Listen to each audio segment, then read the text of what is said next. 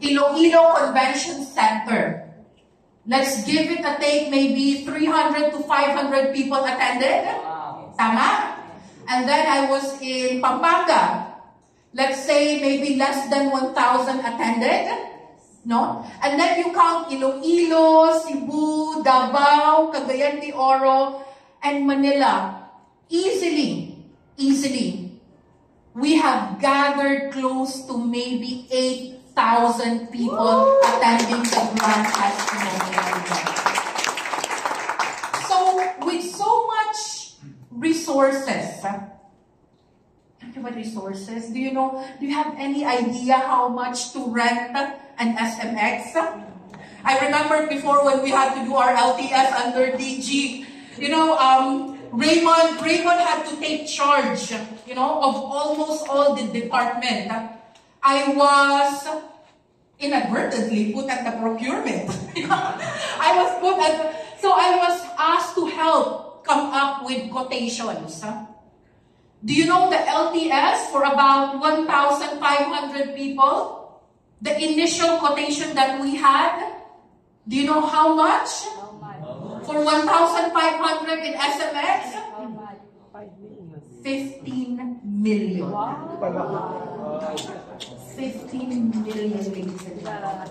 But because of the leadership of Raymond Tong and the other core management team in DG 36, we were able to practically lessen that enough for all the Team Supreme and top leaders and Pegasus to contribute and pay forward in advance. So let's give them a very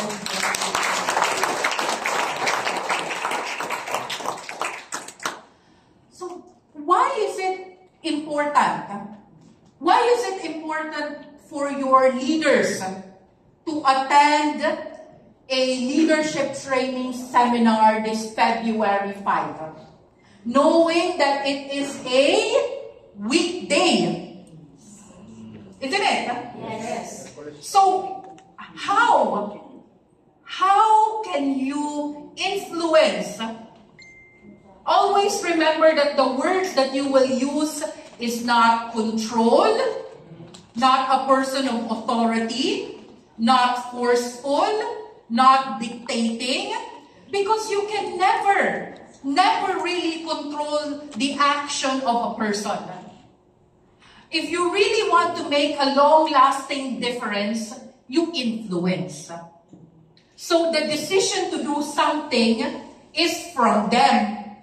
Therefore, they have accountability and ownership of their decision. Paninindigan nila yan. Come what may, balik-baliktarin mo, magkaroon man ng maraming problema, paninindigan nila yan because you only influence, the decision came from them. Yes. You follow? Yes. Yes. So, you influence.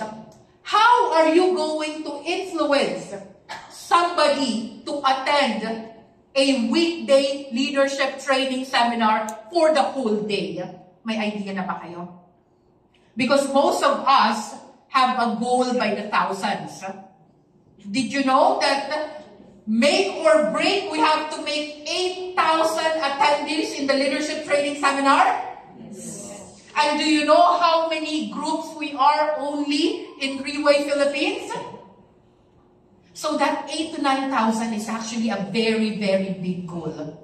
That would mean that each elite, say my Amogis, should make about 300 to 500 people.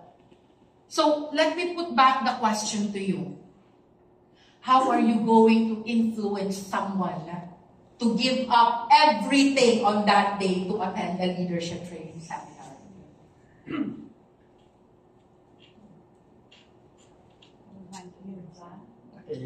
Guys, this is only a very intimate meeting. Konti lang tayo. Let's talk to each other. We're not doing a monologue here. Wala tayo sa ano, no? Let's respond to me. Be with me. Be with me. Okay? How are you going to influence someone? Kasi it's important.